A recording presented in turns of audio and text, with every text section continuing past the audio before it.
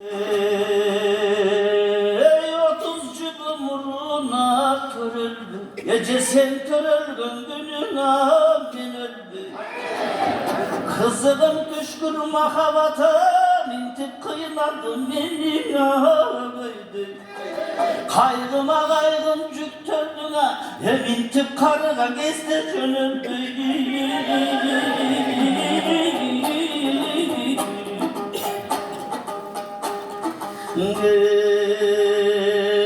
Karşatıva karana çağındı, hemen Kuday'dan atideyime bağımdı. Ömür boyu izledim ömürlüş kolçuna çarımdı. Uvayım tartıp gütkönüme, minti bulgaydan gezde tavırdım.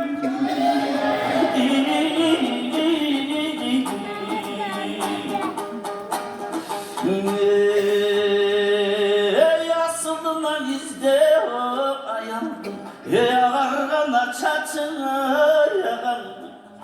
Keziktirgen sende can menen gelenin görüşüne zamandı. Ölmüymün ne lütü bölüne, ben bugün ömürlü gayra çaraldım.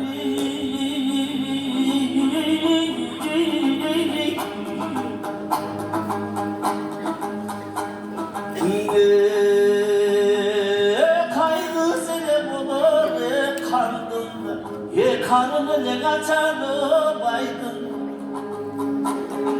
Harbiden taptım cobumduna, ben bugün razı oldum tağdırga.